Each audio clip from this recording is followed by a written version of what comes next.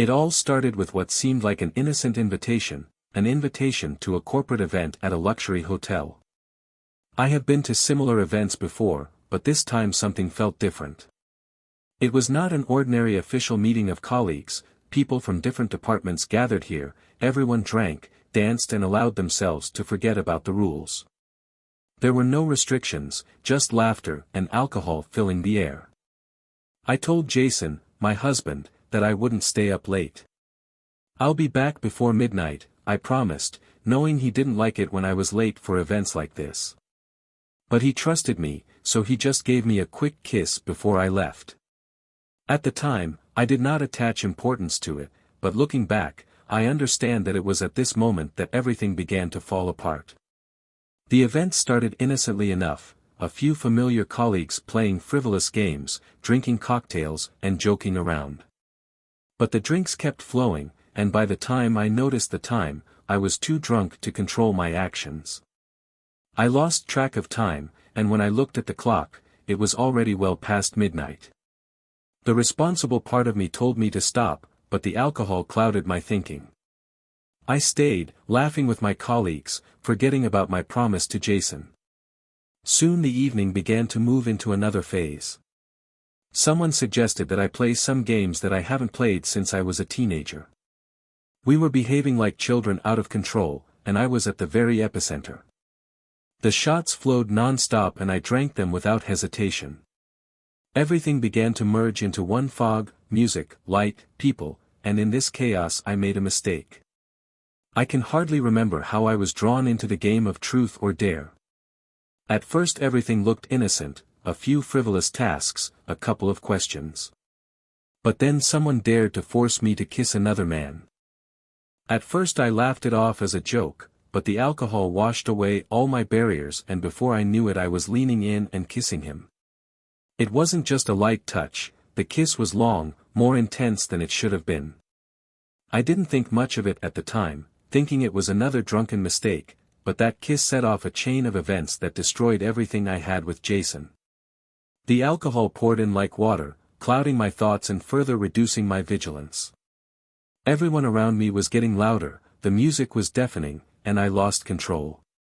I had only planned to have a little fun and leave on time, but here I was, hours after midnight, stuck in a moment that could never be turned back. The task was simple: to kiss him. There was an explosion of laughter and cheers in the room, but I stopped for a moment, trying to collect myself. I was plagued with anxiety, but alcohol made me ignore the consequences. Everyone was watching, waiting for me to complete the task. They encouraged me, pushing me towards a man whose face was only vaguely familiar, and it didn't matter. I could say no. Should have said. But instead I leaned over. It wasn't just an innocent, fleeting kiss. It continued, and the taste of alcohol and regret mingled in my head. I felt his arms wrap around me, pulling me closer, and for a moment I was lost in the chaos. The merriment around me died down, and all I could think about was, what am I doing?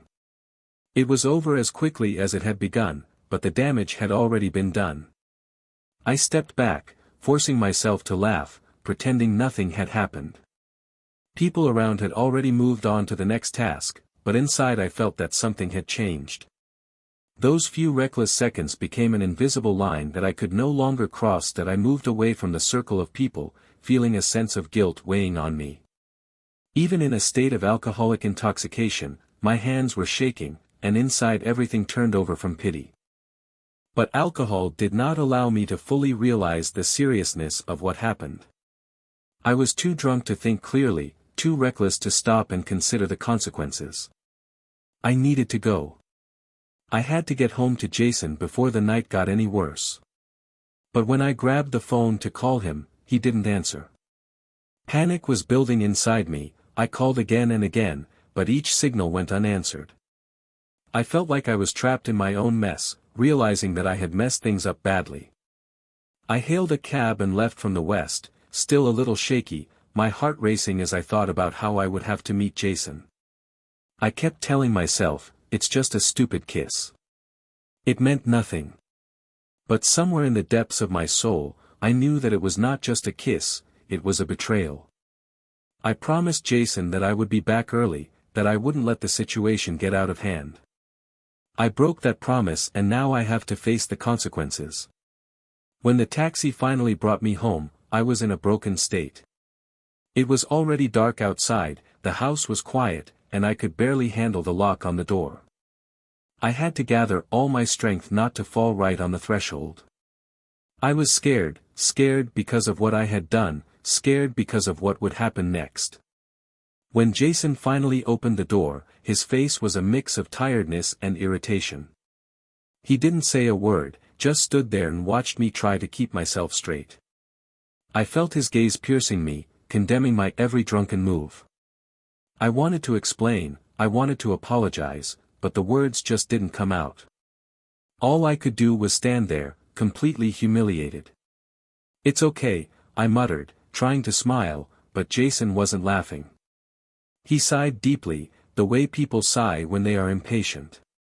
That sigh told me he was disappointed, maybe even disgusted. He opened the door wider, inviting me in before I attracted even more attention from the neighbors.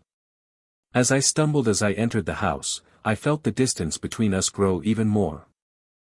That kiss, that stupid and pointless kiss, changed everything. But I still did not fully understand how much. When I woke up the next morning, the headache was just unbearable. The hangover hit me like a train, and for a few minutes all I could think about was my headache and dry mouth. But gradually, memories of last night began to return to me, the corporate party, the kiss, Jason. I barely dragged myself out of bed, my body heavy with alcohol and guilt. Every step was accompanied by a pain in my temples, and I staggered into the bathroom, barely forcing myself to look in the mirror. My eyes were red, my hair was tangled, and my face was as white as chalk. I felt sick, and not just from the hangover, but from what I had done. Jason wasn't in bed when I woke up, and a deep sense of anxiety settled over me. I expected to see him in the kitchen, angry, ready for a confrontation. But when I finally managed to get downstairs, he was gone, only a note on the table next to a plate with 2 sandwiches on it. The note was short, written in Jason's familiar handwriting: "I had to leave early. Father needed my help. Take care of yourself." No anger in the words, no accusations, but this indifference seemed even worse. Jason was always straight up when something was bothering him, but this time it seemed like he was just cutting me out of his life. I stood looking at the note, feeling my stomach tighten with anxiety. He left without saying a word about last night, without asking where I was or what happened. This silence, this avoidance, was louder than any quarrel. I sat down at the table, trying to eat the sandwiches he had left, but I had no appetite. My head was spinning, and I couldn't stop going over the events of last night: the kiss, the corporate party, Jason not returning my calls. Did he know? Did someone tell him? Or was he just waiting for me to confess myself? I needed to pick up the car from the venue. She was still standing in the parking lot outside the hotel where the corporate party had been held the previous night. The very thought of having to face someone after everything that had happened disgusted me, but I had no choice. I had to pick up my car, and maybe confess what happened. I tried to call Jason several times for a ride or help, but there was no answer. His phone kept going to voicemail. He avoided me, I could feel it. Panic began to creep in, slowly at first, but soon I felt as if an iron hoop was gripping me. What? How did he know everything? What? How is this the end? What? How did that stupid kiss ruin everything? I tried to convince myself that I was exaggerating. It's just a kiss, I repeated in my head. I was drunk. It meant nothing. But somewhere deep inside I knew that this was not the case. It wasn't just a kiss, it was a betrayal of Jason's trust. I promised him that I would be back early, that I wouldn't let the situation get out of hand. And that's exactly what I did. I let the situation get out of control. I got dressed and decided to take a taxi to go get the car. When I left the house, my heart was heavy, and the empty rooms echoed with their coldness. Jason didn't even leave a message saying when he would be back. The loneliness of this house began to suffocate me. When the taxi pulled up to the hotel, I was sitting in the back seat, looking out the window, and my thoughts were spinning non-stop. Could Sarah know? Could she see that kiss? The thought of having to discuss this with her made me sick. When I finally got out of the car and walked to the front door, my hands were shaking. I knocked, and when Sarah opened the door, her face lit up with a smile. She greeted me warmly, completely unaware of the storm raging inside me. "Hello. I didn't think you'd be leaving so early after yesterday," she teased, laughing. I forced myself to smile, but inside I was screaming. I had to know, had anyone seen it? Did anyone know what I did? The silence between me and Jason grew louder every day. At first I convinced myself that it was just my imagination. Maybe he was busy, maybe things were stressful at work. But deep down I knew something had changed, and it scared me. He didn't talk to me like he used to. He did not look at me with the same tenderness. It was as if an invisible wall appeared between us, and no matter how much I tried to destroy it, it only got higher. At first, everything was not so noticeable. Jason stopped eating the food I made. I would set the table for two, and he would come in, glance at the food and say he wasn't hungry. At first I did not attach much importance to it, maybe he was just tired or had no appetite. But over time it became a habit. He stopped joining me for breakfast and then for dinner. Every night I sat at the table alone, staring at the untouched food in front of me, wondering what I had done wrong. When I asked him about it, he avoided answering, saying things like, "I don't feel like eating," or "I'll eat later." But later never came. The fridge was filled with leftovers, each container labeled, "Jason, do not touch." It seemed that he was living a separate life, even though we were under the same roof. And I was afraid to find out what really happened. And then the distance became physical. We still slept in the same bed, but it no longer felt like the safe place it once did. I felt that every night this chasm between us became deeper and deeper, and I could not overcome it. He would turn his back on me and the warmth we once shared was gone. I lay awake, staring at the ceiling, wondering if he would ever touch me again, if we would ever feel close again. I tried to pretend that everything was fine, but it was impossible to ignore the truth. Jason became cold, distant, and no matter how much I tried to reach him, he moved further and further away. I thought that maybe I could fix it, that if I was patient and gave him time, he would change his mind. But this did not happen. Soon I began to feel like a stranger in my own home, rather than a wife. I tried to ignore it, convincing myself that these were just temporary difficulties, that every marriage goes through ups and downs. But reality began to sink in, I had crossed a line, and the consequences were much more serious than I realized. After almost 2 weeks of Jason's cold behavior, I finally gave up and called his sister, the one I've always been close to. She's been like a sister to me since Jason and I got married, and I've been counting on her to help me figure out what's going on. But from the first moment she picked up the phone, I knew something was wrong. "Who is it?"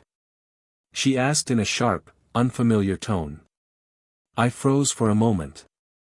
She knew my number, there was no reason why she wouldn't recognize my voice. "It's me," I timidly answered, trying to keep my voice level. After a short pause she spoke again, but her voice was cold and distant. "What do you want?" I was stunned. She had never spoken to me like that before. I tried to explain, slurring my words anxiously, that Jason wasn't eating at home anymore and that I was worried about him.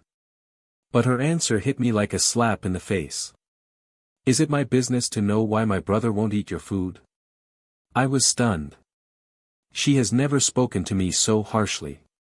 Her words were sharp, almost cruel, and I felt anger rising inside me, but swallowed it down. I reminded myself that she was older and I had to show respect. "I'm just worried," I said, my voice shaking. "I thought, maybe he told you something, maybe you know what happened." But her next words destroyed any hope of help. "If my brother wanted to talk to you, he would," she said sharply. "It's not my business to get into your business, and you shouldn't ask either. Don't call me again about this." And with that she hung up, leaving me standing with the phone in my hand, listening to the endless beeping in silence. I couldn't believe it. She was always kind to me, always supportive. What has changed?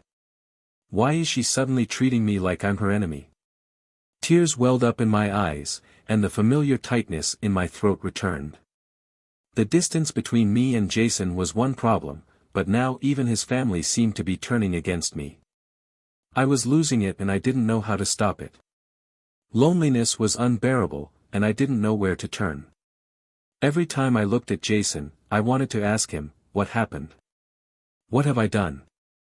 But the fear of hearing the answer kept me silent. The gulf between us was widening every day, and I didn't know how to bridge it. Every attempt to reach him was like hitting a wall. Jason was pulling away from me, and I felt powerless to change anything. The tension between us was unbearable, but I didn't know how to fix it. Days turned into weeks, and the cold in our house only intensified. Every step I took to figure out what was wrong was met with silence or vague, dismissive responses. I didn't know how to talk to him anymore, the silence was destroying me. In an attempt to escape this heavy burden at home, I accepted my friend Sarah's invitation to a bachelorette party. I needed a break, a distraction, something that would help me forget about this chaos for at least a few hours. Maybe a few drinks and some banter with friends will help me get away from this ruin for a while. We met in a small cozy bar.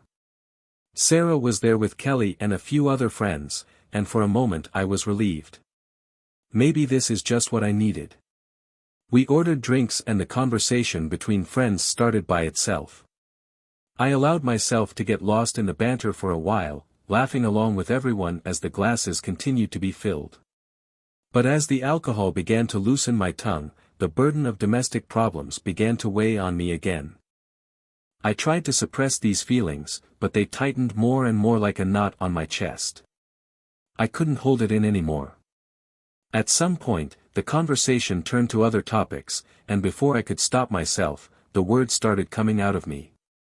"Jason has become so withdrawn," I began, my voice shaking involuntarily. The words flowed uncontrollably. "He doesn't talk to me, he doesn't eat with me. It's like he's not around anymore. I don't know what to do.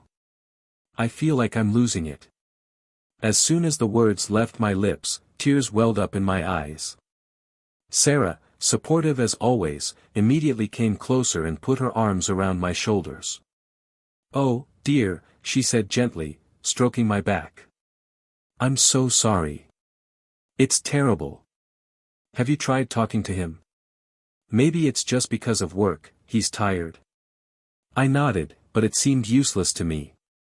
"I've already tried to talk to him, but Jason isn't one to share his feelings easily, especially when something's really wrong.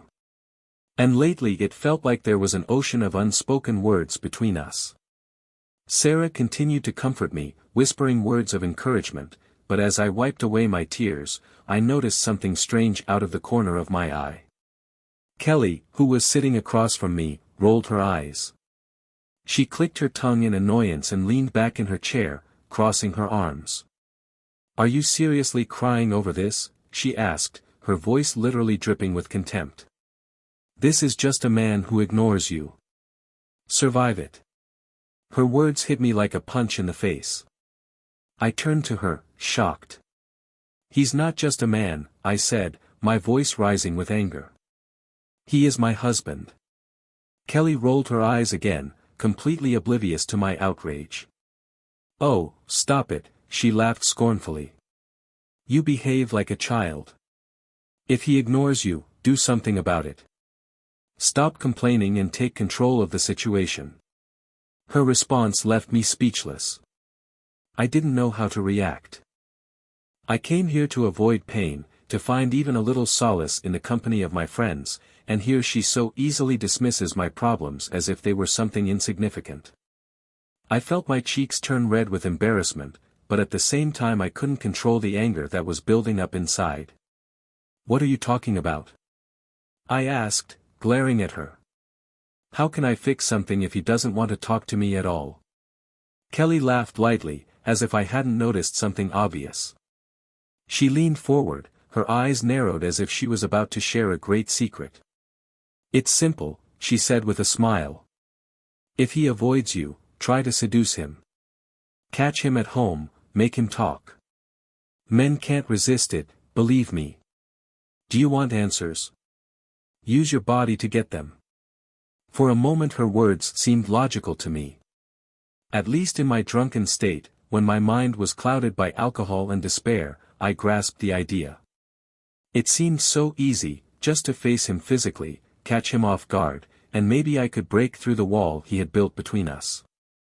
My mood instantly changed, I began to feel hopeful that I could fix everything. I felt confident again, ordering another round of drinks and raising my glass to cheer myself up. But I missed Sarah and Kelly exchanging glances. Sarah's expression was full of concern, and Kelly had another expression, something elusive that I couldn't quite grasp. In my drunken rapture, I ignored all the alarm bells ringing in my head. I did not pay attention to the restlessness that settled in my stomach. Instead, I drank to my health with my friends, laughing with them, as if everything was fine. As the night wore on, the alcohol continued to dull my senses, and by the time I left the bar, a plan had already taken root in my head. I decided to confront Jason, try to seduce him and get him to talk. In my drunken state, it seemed like the perfect solution. But as I stumbled home, barely able to stand, I couldn't shake the feeling that I'd missed something, like Kelly's advice wasn't as innocent as it seemed. I thought things couldn't get any worse after that horrible bachelorette party, but I was wrong. Just when I thought I had found a way to fix everything, fate decided to show me how little control I had. It all started with a small detail, my wedding rings. Both the wedding ring and the engagement ring have disappeared. I took them off, as usual, before washing the dishes. They usually sat where they were on the kitchen counter while I washed the dishes and tried not to think about the fact that Jason hadn't spoken to me properly in weeks. When I finished, I reached out to put them back on, but they weren't there. At first I thought I put them in the wrong place. Maybe I left them in the bathroom or living room. I began to look for them everywhere, feeling my heart racing with panic. I searched the whole house, looking in every corner, but the wedding rings were nowhere to be found. Jason walked in just as I was frantically flipping the pillows on the couch and I immediately stopped what I was doing. His presence felt like a stranger in our home, a cold, aloof figure who barely noticed me. He stood in the doorway watching me for a while, his eyes narrowed in a quiet suspicious look. "What are you doing?" His voice was calm, too calm, and it sent a chill down my spine. I can't find my wedding rings," I said, trying to hide the panic in my voice. "I took them off before washing the dishes, and now they are gone." He looked at me with a strange look that made my stomach twist into a knot. It wasn't anger, but something very close to it, disappointment, perhaps. He looked at me for a few more seconds, then shrugged. "You'll find them," he said nonchalantly, turning and walking upstairs without another word. His reaction seemed strange to me. There was something wrong in his eyes, as if he knew something I didn't. I sat up, heart racing, trying to figure out what was going on.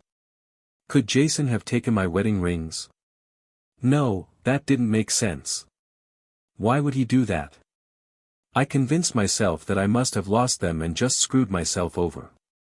But the feeling of anxiety did not disappear. Something was wrong, and I felt it at the level of instincts. Days passed, and the wedding rings did not appear. I asked Jason several times if he had seen them, but each time he just shrugged and said they would probably show up. But they did not appear. One morning I noticed another strange thing. The car Jason had given me after the wedding, the one that had been repaired for several weeks, was still missing, and Jason hadn't mentioned it once since I'd asked. Every time I brought this up, he gave me the same answer: "It's being repaired, don't worry." But now, the disappearance of the wedding rings and this situation with the car began to seem connected.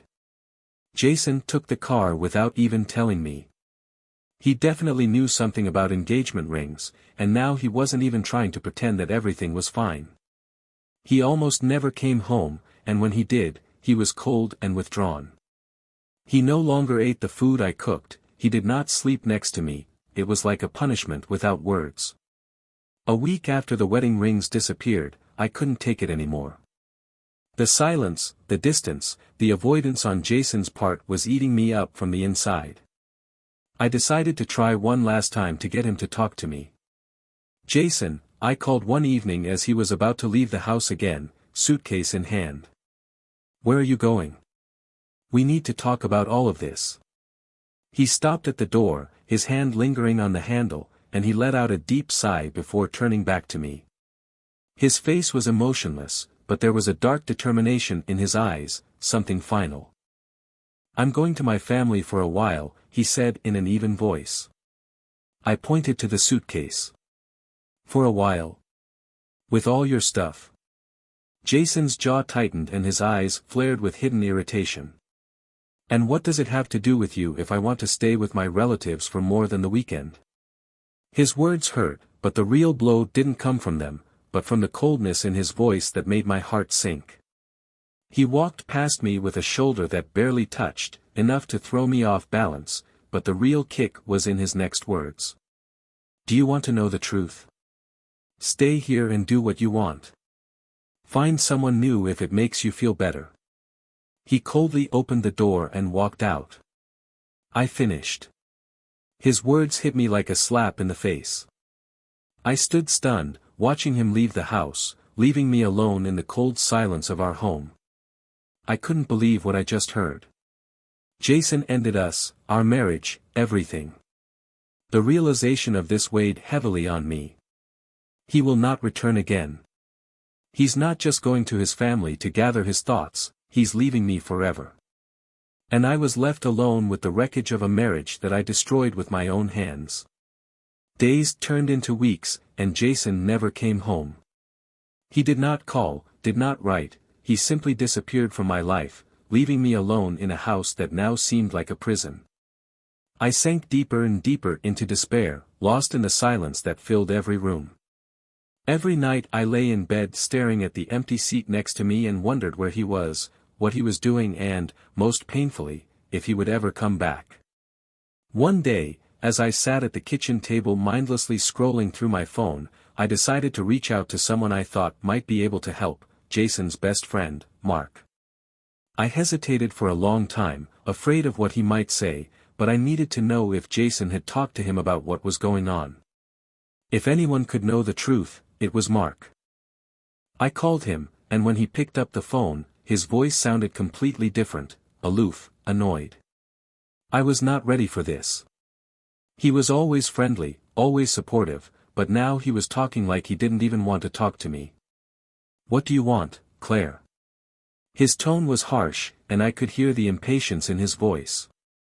I swallowed hard, trying to stay calm. I'm sorry to bother you, Mark, but I'm really worried about Jason.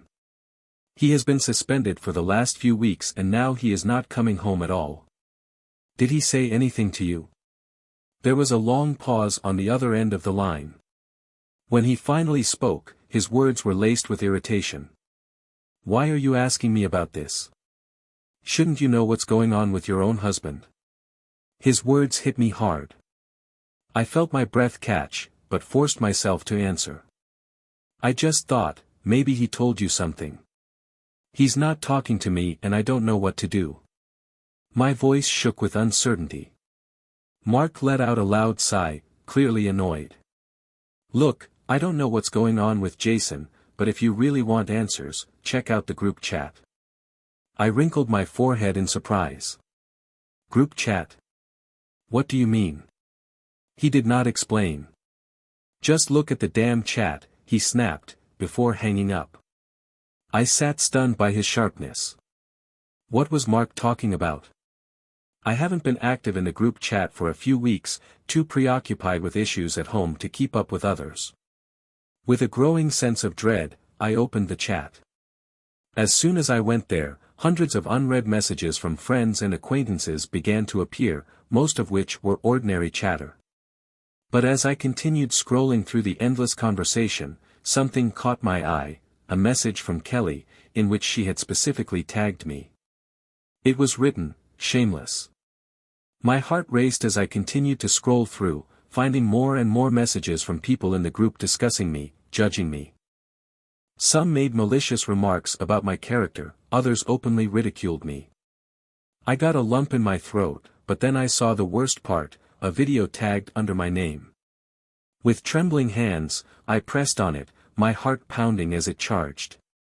The screen shook as the person holding the camera adjusted the angle, and then the picture became clear. My world collapsed in that moment. It was me. Video from the party that ruined everything.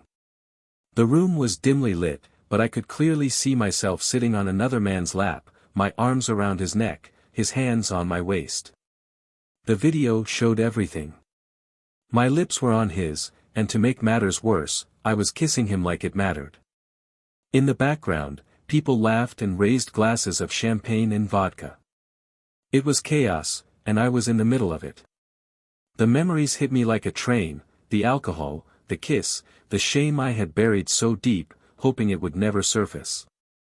But now here it is, made public for all to see. My face turned pale as I realized that this was the same moment Jason had pulled away. This is the reason why he left. Someone recorded the kiss and sent it to him. I dropped the phone, my whole body was shaking. Who did it? Who betrayed me like that? I couldn't gather my thoughts, anger, shame and regret mixed in me, preventing me from breathing. I felt as if I was suffocating under the weight of my mistake. And then my phone rang. It was Sarah. I ignored her calls for days, too embarrassed after everything that had happened, but something told me to answer this time. "Claire." She screamed into the receiver, her voice shaking with panic. "Did you see it? Did you watch the video?" I could barely speak. I saw. Sarah's voice became almost a whisper. "I'm so sorry. I should have told you earlier, but it was Kelly.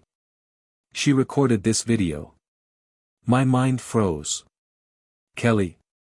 The same Kelly who made fun of me at the bachelorette party? Did she write it down? Did she send it to Jason? My voice was shaking, as were my hands. "Yes," Sarah confirmed, her voice heavy with regret. "I found out later. She thought it would be funny. I should have told you earlier, but I didn't know how. I'm so sorry that I didn't answer right away. The shock was too strong. Kelly had ruined my marriage and now it was too late to fix it." My mind raced for an answer. Why could she do this? Was she jealous? Did you hate me? But it didn't matter anymore. The result was the same, Jason left and I was left in this chaos. I hung up the phone, feeling empty. I couldn't believe that Kelly, who I thought was a friend, had deliberately sabotaged my life and now there was no turning back. The video was sent, Jason saw it, and now it was clear where the coldness and silence came from. He knew. Knew from the beginning. The realization hit me like a wave and I collapsed on the floor, tears streaming down my face. I lost him. Lost everything. The video haunted me. Every time I closed my eyes, I saw myself on another man's lap, kissing him, while everyone around me cheered like it was a show. I couldn't stand it. Everyone knew about it through the group chat. But the worst part wasn't the public humiliation, it was Jason seeing it. I couldn't breathe, thinking about how he must have felt when he first saw that video, the pain, the betrayal. I did this to him. I ruined our marriage with my stupid, drunken act, and now there was no way to fix it. I tried calling Jason again, but this time it wasn't to ask when he would be back. I needed to hear his voice. She needed to apologize, beg for a chance to fix everything. My fingers trembled as I dialed his number, but once again my calls went straight to voicemail. He wasn't going to give me a chance to explain. And then, unexpectedly, Jason called me. My heart skipped a beat when I saw his name on the screen. I grabbed the phone, trying not to lose courage. Jason, I started, but he cut me off before I could say anything important. You saw the video, right? His voice was cold, withdrawn, the warmth that used to live in it was no longer there. Yes, I saw, I whispered, my voice trembling. I'm so sorry, Jason. I was drunk. I didn't think. I didn't want all this to happen. There was a long pause on the other end of the line. I could hear him breathing, but he didn't answer right away. I waited, my heart pounding, I could barely breathe. I've known about it for months, Claire, he finally said, his voice eerily calm. I found out the day after the party. Kelly sent me a video. My blood froze. He knew from the beginning. The silence, the aloofness, the coldness, everything made sense now. He lived with the awareness of my treason for whole months, and I didn't even know it. Why didn't you say anything? I asked, my voice barely audible. What was there to say? He answered bitterly. You seem to have had a great time on that video. It looked like you were enjoying yourself. Tears came to my eyes. Jason, no. This is not so. I was drunk. I wasn't thinking clearly. I didn't want to hurt you. Please, you have to believe me. Believe you? Jason's voice became harsher. You kissed another man. You sat on it in front of everyone. And now you want me to believe that it meant nothing? That you were too drunk to remember? Don't put me down, Claire. I'm sorry, I sobbed, the weight of guilt pressing down on me. I'm so sorry, Jason. Please let's talk. I will explain everything. But Jason didn't want to listen anymore. His voice was cold and final when he spoke again. There is nothing to explain. I made my decision. I'm done with this marriage. Those words hit me like a ton of bricks. I knew it was inevitable, somewhere deep inside, but hearing it out loud was unbearable. My heart broke again and I couldn't hold back the tears. Jason, please don't do this, I begged, my voice cracking with desperation. I love you. I know I made a mistake, but we can fix it. I will do whatever it takes to make things fall into place. Please give me another chance. But his answer was as cold as ice. I don't want a wife who is so careless about our marriage, he said. You made your choice that night, and now I'm making mine. He hung up, leaving me alone in our empty house. I stared at the phone, my hands shaking, his words echoing irrevocably in my mind. That was the end. He will not return. The weight of what had happened fell on me and I fell to the floor sobbing uncontrollably. I ruined everything, our marriage, our life together, with just one stupid, careless mistake. And now I have to face the reality that Jason is gone forever. I spent the next few days trying to contact him, hoping that maybe he would change his mind. But my calls and messages remained unanswered. He no longer avoided me, he completely shut down.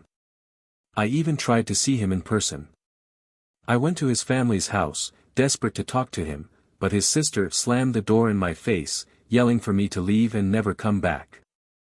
She called me every insult imaginable and I stood there taking in every word, knowing I deserved them.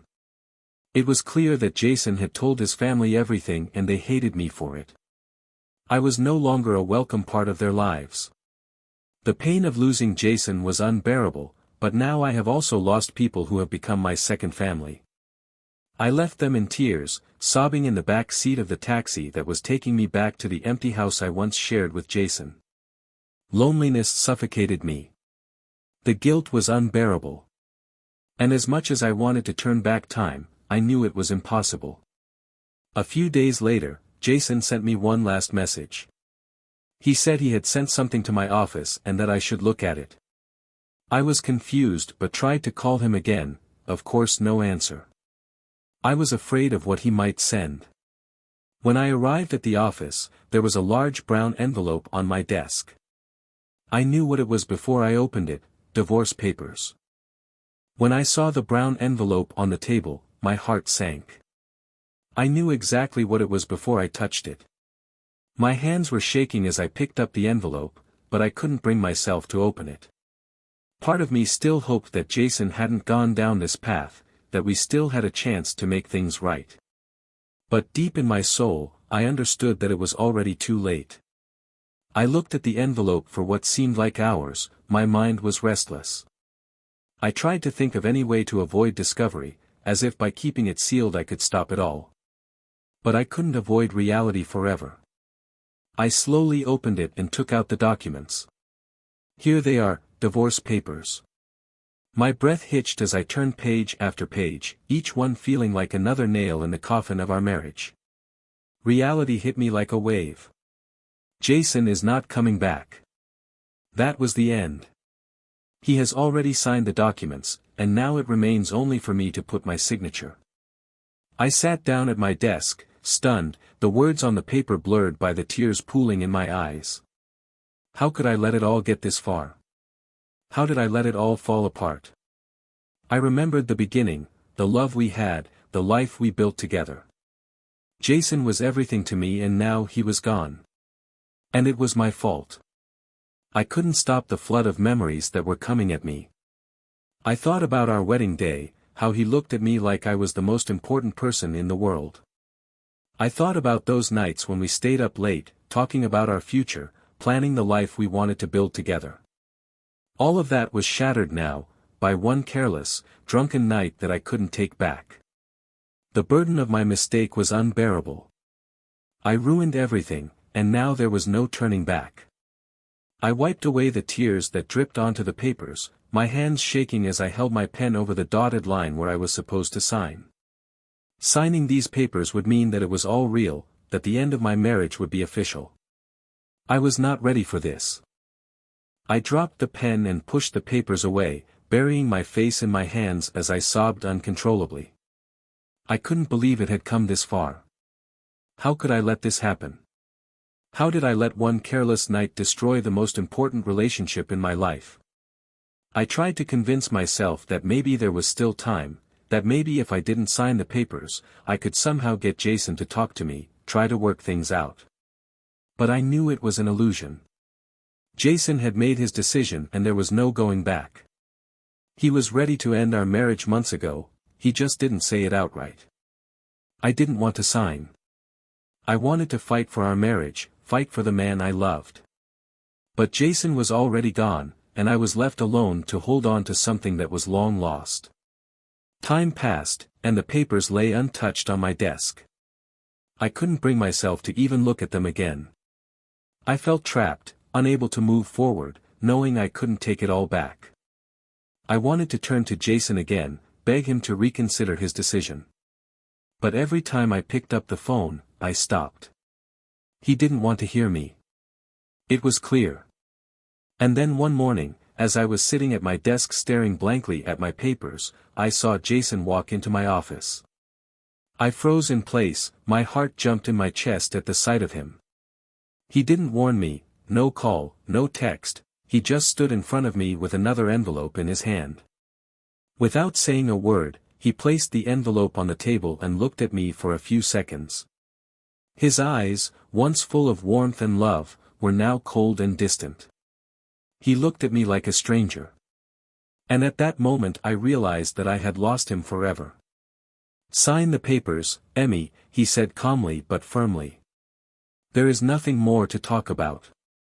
I opened my mouth to say something, at least try to make him change his mind, but the words never came. I could only nod, my throat constricted with emotion. Jason turned to leave, but before heading out the door, he stopped and looked at me. For a moment I saw a glimmer of something in his eyes, sadness, pity, maybe even pain. But it quickly disappeared. "This is the last time we see each other," he said softly. "I hope you can move on, Emmy." And with these words he left, leaving me alone with divorce papers and an emptiness in my chest. I watched him go, my heart breaking again, knowing that this was truly the end. I stared at the papers for a long time after he left, feeling completely devastated. I knew I had no choice but to sign them. Jason had already moved on and I couldn't keep holding on to something that no longer existed. With tears in my eyes, I took a pen and signed my name on the dotted line. It's all over. Signing those documents was like signing a part of my soul. As soon as the ink was dry, a wave of reality hit me. My marriage was over and I had only myself to blame. I sat in my office staring at my signature, feeling the weight of my decision weigh on me until it was hard to breathe. It was final. It's over between me and Jason. For the next few weeks, I just existed, but I wasn't really living. Every corner of the house reminded me of him, of us, of what we had, and how I ruined everything.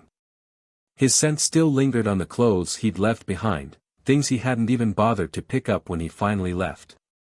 Every time I opened the closet, there were reminders of what I had lost. The silence in the house became unbearable, a constant reminder that Jason would never return. Nights were the worst. I lay in bed, staring at the empty place next to where he once slept, unable to forget the warmth of his body next to me. Sometimes I reached out, as if instinctively, but felt only the coldness of the empty sheets. I was haunted by memories, his laugh, the way he hugged me, the way he looked at me like I was the most important person in the world. Those memories were the most painful because I knew I would never get them back. Guilt was eating me from the inside. I couldn't stop thinking about that night, the party, the kiss, the moment I crossed the line and lost it all. I played it over and over in my head, asking myself how I could have been so careless, so reckless. What if I just went home when I promised? What if I hadn't let the alcohol take over? But all those what-ifs no longer mattered. The damage had already been done and there was no going back. I haven't heard from Jason since he filed the divorce papers. He simply disappeared from my life, as he promised. I knew he had moved on, probably building a new life for himself, away from the mess I had created. I often wondered if he had found someone else, someone who would treat him the way he deserved.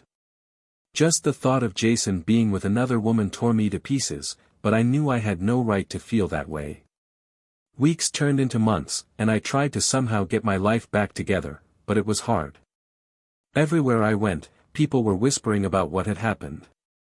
Friends who used to call regularly stopped contacting me. My once vibrant social circle has dwindled to almost nothing. Rumors about that video spread like wildfire, and everyone formed their own opinion about me. I was the woman who cheated on her husband at a party, the woman who lost her marriage because of a drunken kiss. It was my reputation now, and I couldn't escape it. Even Alice, my closest friend, began to drift away. She didn't say it directly, but I could sense a change. She was still around, but not like before. I think a part of her was judging me too, and I couldn't blame her for that. In the end, everyone blamed me.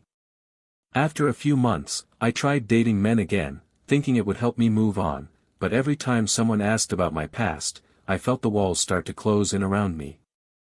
I had to explain why I was divorced, why my marriage broke up. And as soon as they learned the truth, their interest faded. No one wanted to be with a woman who destroyed their marriage over one kiss. Each date ended the same way. I sat alone, aware that my past was a shadow I couldn't escape. Therapy that Jason paid for helped me deal with the guilt, but even my therapist couldn't take away the burden of regret. I talked about that night over and over again, analyzing every detail, trying to understand why I did what I did. But no amount of therapy could change the fact that I had lost the only man I had ever truly loved because of my own selfish actions. Time passed, and I gradually came to terms with the fact that Jason was gone forever. He didn't come back and I had to let him go. It was not easy. There were nights when I woke up from a dream about him, my heart clenched with the realization that it was only a dream. But I knew I had to go on. I could not continue to live in the past, imprisoned in my own mistakes. I left my phone number unchanged, foolishly hoping that one day Jason might call, that maybe he'd want to talk, to listen to me. But over the years, this hope faded. He left and I had to accept it. Looking back, I see all those moments when I made the wrong choice, all the chances I could have used differently. I could protect our marriage, I could appreciate more the love we had.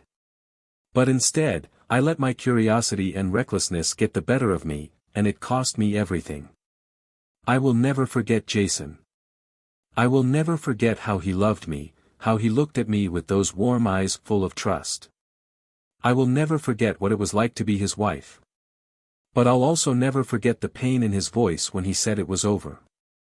This is something I will carry with me throughout my life.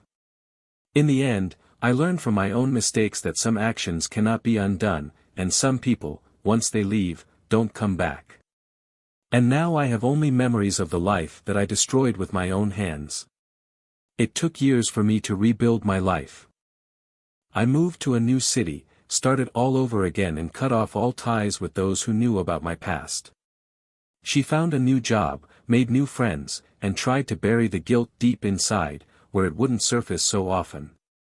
I thought I could put it all behind me, but the scars remain, hidden beneath the surface, a constant reminder of all I've lost.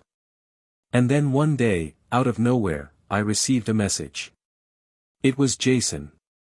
My heart sank as I stared at the screen, unable to comprehend that he had contacted me after all these years. "Can we talk?" I hesitated for what seemed like an eternity before answering.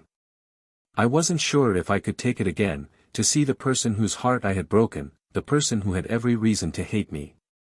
But I knew I had to do it.